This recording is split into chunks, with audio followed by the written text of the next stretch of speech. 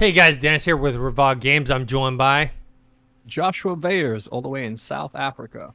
yes, and we're back. This time early. Usually we're late, but now we're Yeah. early. We just had an episode last Friday, so not a ton of news, but there is some stuff to talk about. Some rumors, little nuggets here and there. How are you doing, Josh? I'm doing pretty good, actually. I don't know what happened. I don't know if it's because the strikes ended or whatever, but the electricity situation got a bit better. Mm-hmm. For the past 4 or 5 days, I have had electricity like nonstop, which is you really Rare. like it makes you. It also just makes you realize how much you fucking appreciate it. You know what I mean? Like really, I was appreciating it. We're back on like we are now back on a schedule, but it's very minimal to the point Mm-hmm. where it hasn't even affected me yet. Like it's I've only had power out while I'm sleeping or something. You know what I mean? Yeah. Or and now it's for at most it'll be out for 2 hours. You know what I mean? Sometimes less, which is not that bad. Mm-hmm. So it seems like it's getting better, which I'm happy about. But I'm doing good. Got a lot of gaming in recently. I've been Mm. gaming a lot more. I went through a dry spell. I think it was a couple weeks ago. I remember us doing a podcast. And you were like, "What have you been playing?" And I was like, nothing. I just haven't been in the mood to game or anything." And now it's been like constant. I've been gaming daily for weeks now. You know? I don't. Did, Yeah, I know we I've talked. been- I know we talked about it, but I don't know if we talked about it on air about how there was kind of like this break that we had to take after Elden Ring. Like I played Yeah, so I much needed a break. Elden Ring, like every Yeah, day, gaming fatigue, dude. yeah, Gaming and, fatigue, 100%. and I just kind of had to. And I was still playing stuff, but it was just like little bits here and there. I just kind of had to really, take a break because that was just so much. And don't get me wrong, I loved it, but it was a lot. It was a lot. So Yeah, I had never. to take a whole break from action adventure game. Anything that was a third person action adventure game, I couldn't play. Mm-hmm. Like I think after Elden Ring, I took like a couple of like days break, and then I just played first person shooters for weeks. I was like, no. And I had a fantastic Elden Ring experience. I wouldn't trade it for anything in the world. But man, it's like I binged that game so hard that yeah, I had It's gaming so fatigue. consuming. It's so consuming. It's so consuming. Yeah, in the best way possible, Yeah. of course. You know. Yeah. But yeah, I've been gaming a lot lately, which I'm happy about. Just I think I told you before we recorded this, I just pre-ordered / paid for the Spider-Man remastered coming to Mhm. PC. Even though I've already like beat the game, I've 100% that game when it came out, Wow. and I did it in like 2 days because I really enjoyed it. Literally, like I borrowed the Damn. game from a friend, finished it in like 2 days. It's a relatively short game story-wise. But yeah, I'll get it again just for that swinging mechanic. I wish it was Miles Morales, but I believe we're getting that next year on PC Mhm. or like early next year, hopefully. Mhm. Because I haven't played that yet, and story-wise, I'm looking forward to that. And then I also just bought myself Riders Republic because it was on like a 60% off sale, which we covered a while ago. And I said, yeah, it looks cool. I'd rather play Steep because I own Steep. And I didn't know at the time, but it's technically a sequel to Steep, which makes sense because of how incredibly similar they are Mhm. in genre. And they've tweaked it. It looks a lot better. So I'm gonna play that right after this podcast. I'm looking forward to that. That looks like it's gonna be a lot of fun. Cool. All right, let's get into the first topic, which is kind of it's a news piece, but then also kind of a rumor speculation piece, which is Yeah. here's the news part of it. So Netflix, we all know, like recently they've kind of been hit hard with their numbers in terms of their earnings, the loss of subscribers, due to several things. Because during the pandemic, it was like, oh man, Netflix is going to break it in because, everyone's just going to be sitting at home and watching Netflix and whatever. But then what happened was there was competition. There was a few different things. One, there was competition, right? You started to have a lot of the other services starting to step up and get some more recognition and more fan base. Disney Plus, they're great, man. Disney Plus, Plus is Apple really good. Plus, or Apple TV Plus. I forgot the actual official name. You got HBO Max. You got Paramount Plus. You've Did got Apple put anything big out Showtime. besides that? Ted Besides Lasso. Ted Lasso that is was like Apple? their biggest show. That was Apple Yeah. TV? Yeah. Dude, I loved Ted Lasso was freaking phenomenal. Yeah, so Ted Lasso, that's kind of their big hit. So all these other services have kind of eaten some of Netflix's market share, and they kind of lost subscribers. This, they had to lay off a lot of people, close down different divisions, different projects had to be cut, and then there was also a thing where they were just churning out so much content without actually marketing. Yeah, and they had too many similar shows as well. But that was even an issue before the pandemic. Like I'd say from 2018 onwards, that's when they kind of flooded themselves with content. They had so many shows that were like so similar at the time. Like I could describe one show and you could think of three of them. You know what I mean? Like quirky teen doesn't fit in high school. Yeah. Comedy family show about him and his life. You know what I mean?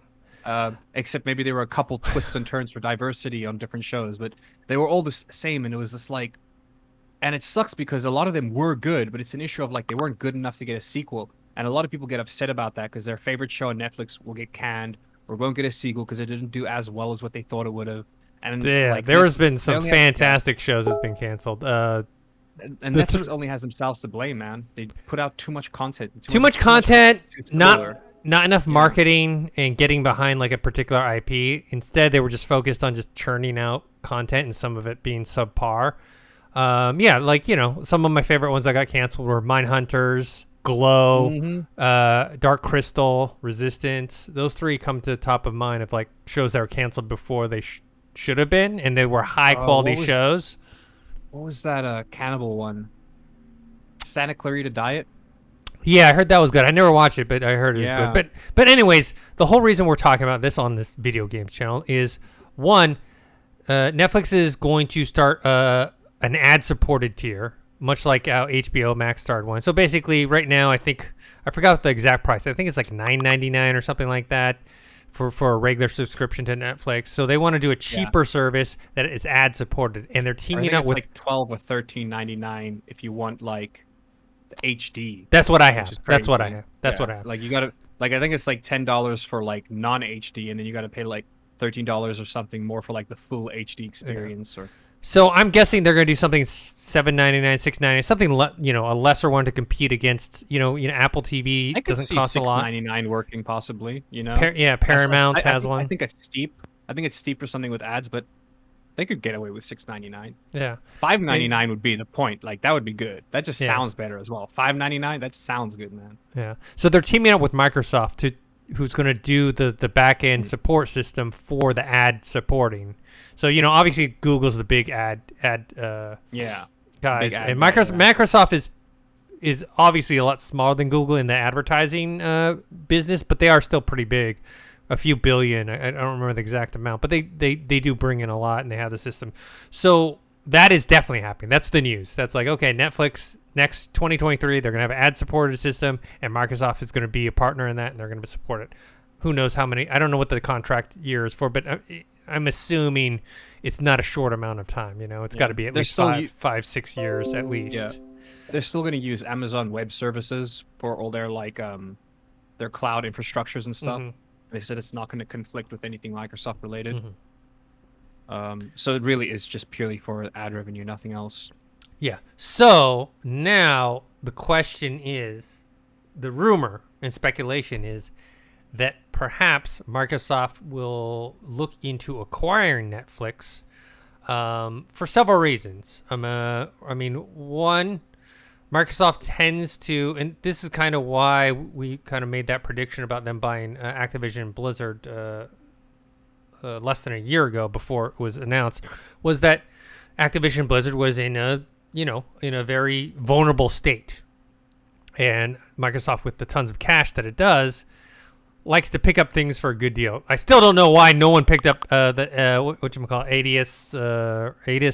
Montreal, whatever. That's a whole other story that we talked about before with Tomb Raider. Yeah. That thing was a steal. I don't know why no one, Sony, Microsoft, whoever the hell, didn't pick that up. I still think it's just so that Square Enix can be easily acquired by Sony. Possibly.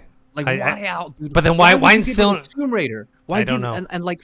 For a fraction of the cost, Dennis. A fraction of the cost. It's not like they sold these IP and company for like huge amounts of money, or even like a decent amount. Like they were selling them all for nothing. They were. It was like a garage sale. It was a garage sale. But a garage sale of great IP. So, relating that to Activision and Blizzard and Microsoft, Netflix seems like a prime, and this is something an analyst said, and I kind of agree. Is like Netflix is kind of a prime target for Microsoft because Yeah. a couple reasons. One, remember Netflix has chose to get into the gaming business as well. Obviously, it's more on the mobile side, Yeah. and it's an add-on. It's a value add-on to your Netflix subscription already, so you're not paying anything extra. It's just something to like keep you there. There hasn't really been a big success on there yet, but they're trying to play with that, right? Now, Microsoft already has actually has the most successful game subscription service, which is Game Pass. And partnering up with Netflix, who, even though they definitely lost subscribers and are, not doing as well as they used to, they still are the number one streaming service when it comes to content. And Microsoft does not have that. Remember, Apple has Apple TV Plus, and they also have their Apple games, or is it Apple Arcade or whatever? What's it called? Their game or something. Yeah. So if Microsoft wants to marry their Game Pass and Netflix together, not that it's like, oh, you have to get both, but they probably will offer some sort of like a bundle subscription. Yeah. I mean, right now, like that would be good. I would look into that if they were to do that. Yeah. I would look into a good like a bundle between Game Pass and Netflix. By the way, as someone who has actually used a couple of the Netflix, well, they're mobile games, but I tried them out because I was like, you know what, why not? One day I was there. They showed up. They don't show up on the website, obviously, but they only show up if you're on a tablet or a mobile device. When you're scrolling through Netflix, there'll be an actual section that like shows you the incredibly tiny selection of games they have. But I was interested in where it would take me or what would happen. But if you click on one of the games, it takes you straight to the Play Store or the App Store, depending on what device you're that you using. have to download it or whatever. And then you just download it from there, which I think is cool. And it's just like it'll just take you to like a different version. A good example is Exploding Kittens. I think that's the name of the game. It's also a board game that you can get. And if you look it up in the App Store, it's there and it's like $6.99 or whatever. But then if you click on the Netflix link, it takes you to the same page, but the price is gone, which is quite interesting. So I guess it just kind of gives you access to something like that. Yeah, I would like a bundle. I think I could work. I always mention I'm not a mobile gamer, really. The most I ever mobile gamed was when Fallout had their Vault game. They're basically there. And then, that was a great game, though. That was a great game. It was, but they purposely... a great mobile game. They get you get to a certain point where then you have to start buying stuff or whatever, and then... Yeah, unless you micromanage the crap out of it. I have a friend...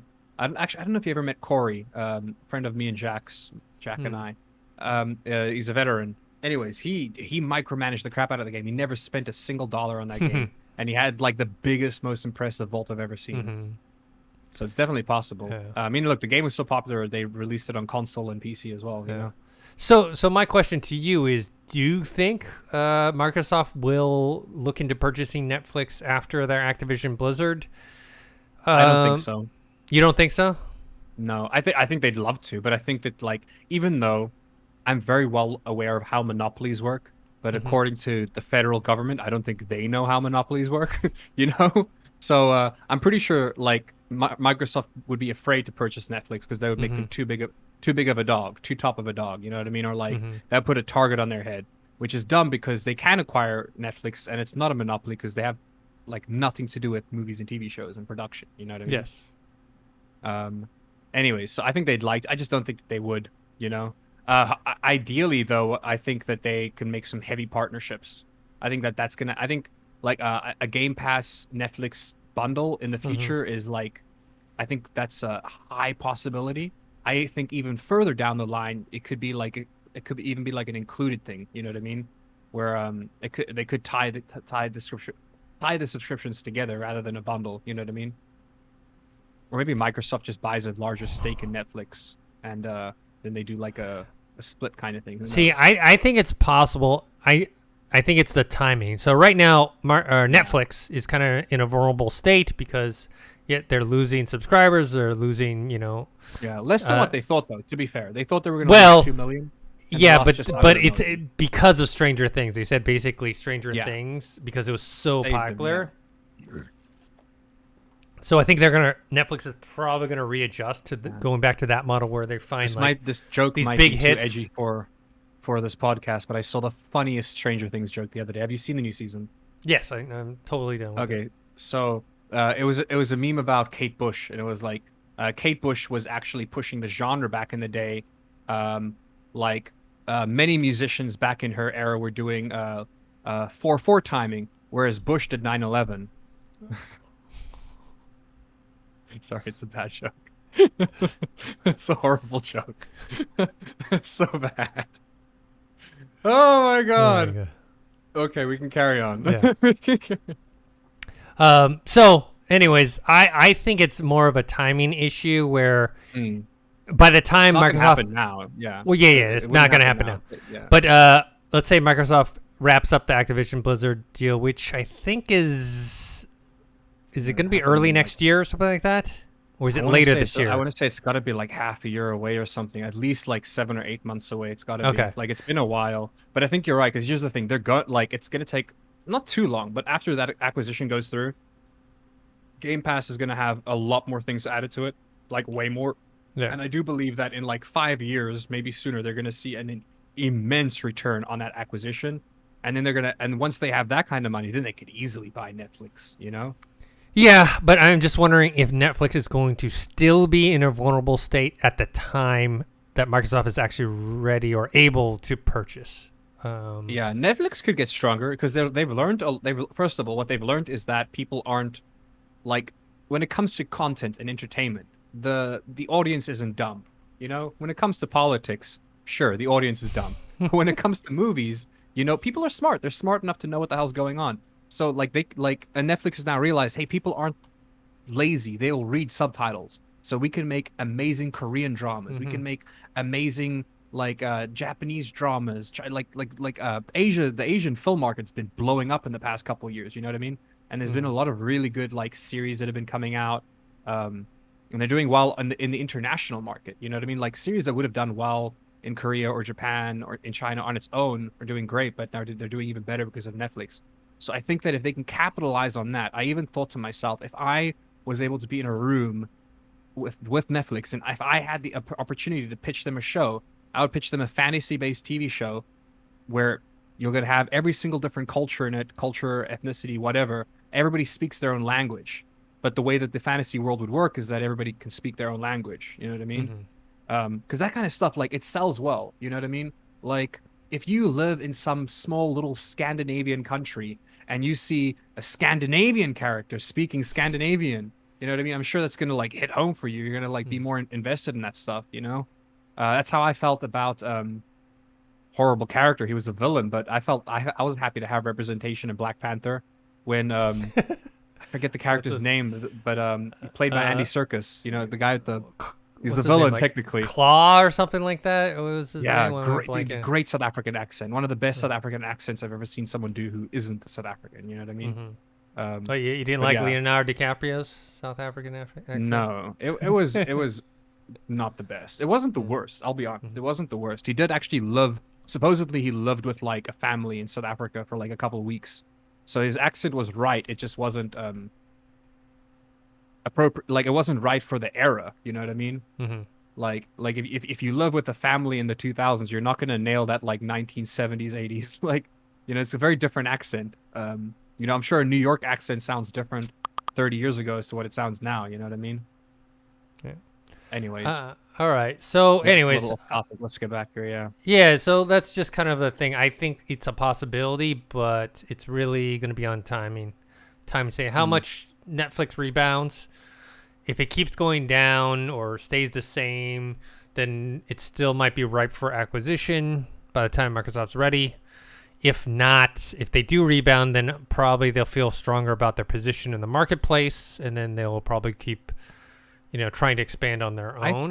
I think the whole their whole xCloud thing could work well if they are able to integrate that, or if they can like work with Netflix to get like their video game streaming services up. You know what I mean?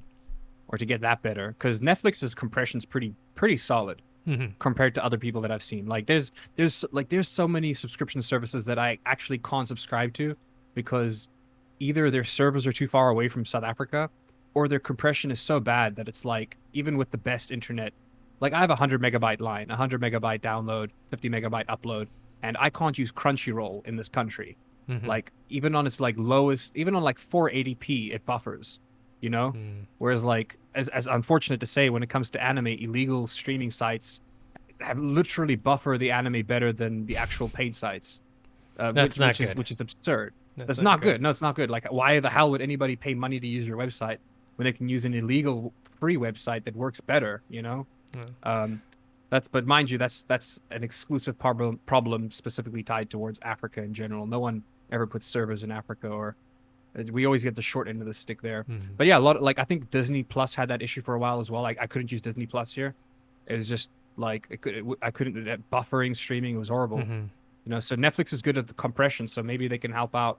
I mean, video compression, I'm assuming must be at least somewhat similar to the compression used for video game streaming, because you're still streaming the video itself. The Yeah. games are being played on systems, on servers elsewhere, but you're Yes, streaming the it's video. video So streaming. I think it just needs to be optimized towards what gaming visuals are, you know, because the gaming visuals are a exactly, lot yeah. of detail in them, particle effects, you know, You need transparency. you need your not your HDR. What's the word I'm looking for? Like you need a contrast. That's it. Like you Yeah, need high contrast stuff, especially when you're streaming, because that's yeah. like And the worst thing in yeah. streaming to see is having the blacks compressed, Yes. pixelated blacks. That's kind of the biggest issue with streaming when you have Mm. not either non I haven't not seen good speed or anybody crisp. not nail that, man. Doesn't Yeah. matter doesn't matter what streaming service I'm using. When it comes to like blackouts or like when like it fades to black, Yeah. you always get those like severely like blocky, like Mhm. pixelated mess. You know what I mean? Yeah. All right, so let's move on to this kind of rumor that's kind of semi-attached to Microsoft, which is, I guess, Platinum Games. Basically, they have Project GG possibly could be ready for next year's E3, and I guess like news had come out that Platinum Games was working on a new IP, and then people started speculating whether or not Scalebound would come back, because I know that one of I forgot if it was the president or the I forgot who had talked about wanting to revive Scalebound. So Scalebound started trending on Twitter because people were like, "Is it coming back? Is it coming back?" But it looks like it's, at least for this news piece, is not. This is something else. You're more familiar with this. Is this part of like a superhero trilogy? Yeah, For it's interesting Beautiful because Joy. it's like Yeah. yeah. So it started out as Beautiful Joe, which I never got the chance to play, but I always saw videos about it online, a lot of gameplay footage. Then there was a sequel which I didn't know about, I guess because it seems like it was Kickstarter funded. It was launched on Kickstarter. It was called the Wonderful 101, and then I suppose which is like, I have never heard of this Wonderful 101, never heard of it, but like the main character looks like the Beautiful Joe character. It looks like Beautiful Joe characters, but like slightly higher res, but it's a different name. So I'm imagining it's going to be similar characters, just much better graphics. Project GG. They look like very different games though, so I'm curious as to what the hell that's going to be like. Look, one thing's for certain, very different from Scalebound. Mm-hmm. You know what I mean? This Project GG, it's like that whole series. I might get shit on for saying this, but the Beautiful Joe franchise, how it had a very indie feel to it, like very like Bomberman. You know, Mm-hmm. I wouldn't call Bomberman a AAA game. It's very arcadey. You know what I mean?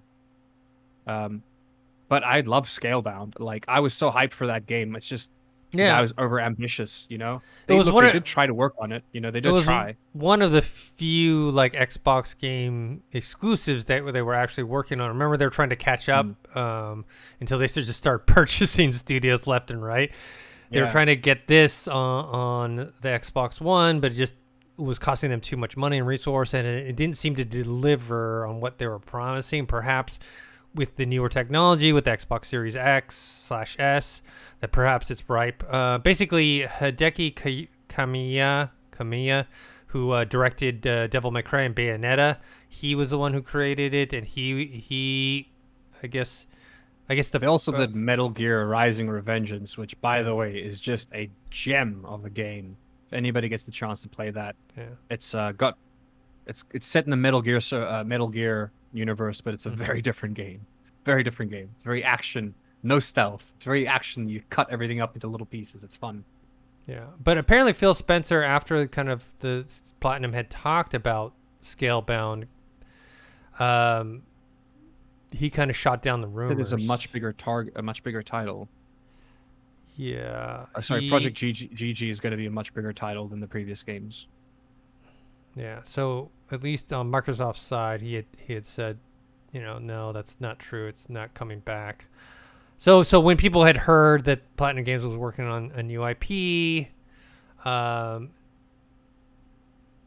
lot of people are like, "Hey, is Scalebound actually going to finally come out?" But it doesn't look like it. All right, let's move on to the next thing. So this is something I wanted to talk about because people, and I'm going to get your perspective because I'll let you know. So Resident Evil, the Netflix series, we talked a little bit about it last week, right? It had just come out. At that time, I maybe had only watched 5 or 10, 15 minutes of it. I've watched 3 episodes now, and I think it's decent. I mean, there are issues with it, but I think it's a decent show, and I'm going to keep watching it. But the fans hate it. I think it's like a 30%, a 30-something percent on Rotten Tomatoes from the fans, from the audience, where the critics, I forgot, it was maybe like a 70% or something like that. So the critics seem to enjoy it. They know it's not great, but they're like, it's good enough. It's got some things there. And I watched it, and I thought it was decent. And from my perspective, is this. I've only played a few Resident Evil games. Not a lot of them. So I'm not deep into the lore. I don't really remember much of the lore. The movies, I think I've seen like one of the movies, and I didn't like it at all. So to me, this was like a huge step up from the movie that I saw. And the games that I did play were great, but I just haven't played enough of them to really get into the lore. So I'm wondering, is it just like things that aren't consistent with what the Resident Evil universe is in the games? Because I feel like that seems to be the main issue. I'd say people are really like, they're not happy. It's for the most part, it seems like the Netflix games. Well, the Resident Evil lore behind this, that it's taking inspiration from, is Raccoon City and everything that happened in Raccoon City, for the most part. You know what I mean? But I'd say I'm also similar. Played a lot of the games. I enjoyed the first 2 movies. I enjoyed those like older movies. Like I could be speaking from a rose-colored glasses point of view. What's nostalgia goggles? I could be talking with nostalgia goggles on. I'm not too sure. But as I watched those movies as a kid, loved them. Look, here's the thing. Like, I don't remember much of the lore, and because of that, I'm enjoying this. You know what I mean? Like, I'm not saying like, oh, they messed this up, they messed that up. Especially when it comes to anything related to Netflix, doing anything related to a video game, an anime, anything like that, I already right off the bat assume it's going to be an adaptation, and it'll either be loosely based or it'll play like very little role. You know what I mean? Which is not the worst thing. You know what I mean? They just need to be more upfront with that, I think. If they were more upfront about that with Cowboy Bebop, maybe that could have been a bit better. Because overall, actually, no, there was still some really cringy things in that, like regardless of the main villain was cringe. I thought he came across as an SNL character half the time, like, and that's got that's one part of this series that I'm not too big a fan of, which is the main head, the lady that is the CEO of Umbrella. Like, I don't think it's working. I don't know. I will say that they were limited in their casting. I only found this out afterwards, which I'm horribly upset about. But apparently, the entire thing was filmed here in South Africa, and I have friends who worked on this, and I didn't see it. I didn't see a single casting call. I didn't see a single audition. I would have auditioned the crap out of this, man. But actually, my friend Ayushi is in like 2 or 3 episodes towards the end. She plays a doctor. I haven't seen her yet. I think she only shows up later, and then she's in like the last 2 episodes. I think she plays like a more pivotal role in solving the case or something. I could be wrong, or whatever's going on. People are complaining that it's a bit convoluted as well, because you're dealing with 2 different timelines in the TV show. I don't mind that, to be honest. I don't mind that either. I actually like it. I think most of the acting is good, especially what's his face? Why am I blanking on his name? Lance Reddick. Lance Reddick is from fantastic. from The Wire and Fringe. A couple things. Yeah. He's great, and I think, like I said, my main issue is with the CEO Umbrella. Just seems a bit over the top. I was gonna say that is an issue with the South African casting. I don't know if that lady, or I don't know if the. Well, mind you, I've only seen like half of the first episode, so I might not even know who the real villain is yet or whatever.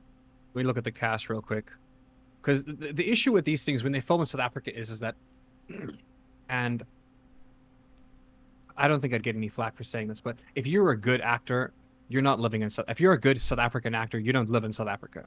Like, you don't. There's just more money overseas. Like, that's just the way. Like, if you can do two South African series, or maybe even a movie, that's enough for you to be able to get your visa and then head out to LA or Canada or wherever the film market is that you want to break into. Yeah, the IMDb rating for this is pretty bad too. Yeah, I mean, the way that people are talking about it is like it's a complete disaster. And like I said, I'm not saying it's like some sort of like masterpiece or anything like that, but that's so crazy, man. But when I watch it, I know these people, man. Yeah, watching it, I'm not, I'm like, hey, this is all right. This is, I was gonna say, for the most part, I'm okay with the acting. Look, It's not like it's not a fantastic show. By no means is this Stranger Things. It's not going to get 1.3 billion hours of watch time. You know what I mean? But it is also one of those shows where, since we were talking about Netflix earlier on, it's a great example of one of those shows that would, if it didn't have a name like Resident Evil, I think people would have enjoyed it more. But also, I just don't see this getting like a sequel or anything. You know what I mean? If it does, cool. But like, it doesn't give me that kind of energy. I think people are going to enjoy it. Maybe it gets a cult following that gets disappointed when it gets canceled later on. Who knows? Yeah. I hope it doesn't get canceled so I can audition for it and make some money. That's what I really hope.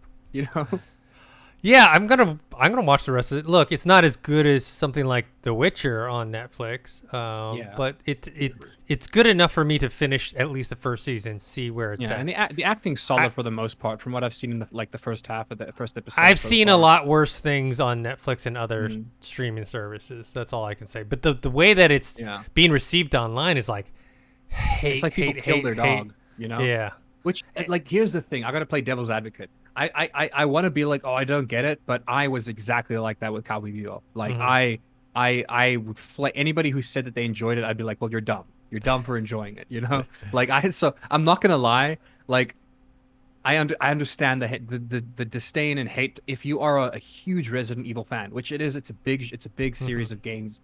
It has a huge following. A lot of people love it, and like, you don't want to screw with that. You don't want to mess around with the lore. You don't want to, like, you know what I mean? So, once again, if this was like loosely based, if they like were upfront and they said, hey, this is like loosely based, or like it's a TV show based on Resident Evil, but it's got nothing to do with it, they could have called it, you know what I mean, anything else, Creepy City. I don't know, it's a dumb name, but they could have called anyway, and I think people would have liked it more. Nobody would have been shitting on it. If this was like its own original story, no one would be shitting on it. You know what I mean? I don't think people would be hyping it up either, though. Like, no one would be hyping it up either.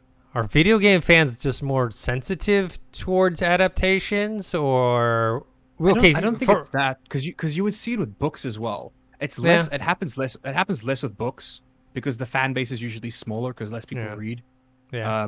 But it happens. But it would happen the same like when popular books get, dude. Like Because I'll be honest with you, this show, at least so far, I'll finish it and I'll make a final judgment. But so far is better than what the Halo show was giving us. Halo had a few moments here and there that were good, but overall I think Halo was a pretty big disappointment. Where this, like I said, because I'm much more into Halo than I am Resident Evil, and maybe that's why. So like them changing the lore, either I don't know because I'm not familiar with it, or I don't care. So to me, like, as long as the story's somewhat engaging, it's fine with me. It's also, as far as I know, these are all like these are all original characters, or like, you know what I mean? Like, they're not it's not like they're portraying, from my knowledge, they're not portraying any like characters, so they're not like. Isn't Wesker is a character from the game? Could be wrong on that. I'm pretty sure Wesker is. It's just like a lot of these names that I don't. Well, I mean, yeah, Wesker probably is, but there's a lot of maybe Roth too.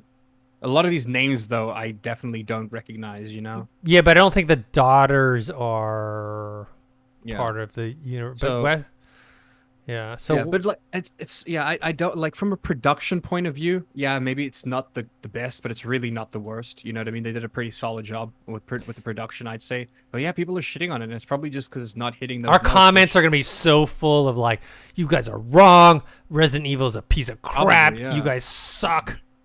You guys aren't Resident Evil fan. Like, look, I guess not let pretending people to be. enjoy what they want to enjoy. I know people that enjoyed the Cowboy Bebop live action series. I hated it with a burning passion, but I know people enjoyed it, and I won't shit on them for enjoying it. I only watched like an episode and a half of Cowboy Bebop, and I'm not familiar with the anime, so I also thought it was just kind of flat. To be honest, not that I hated it. It was just I just seemed a little flat for me. Yeah.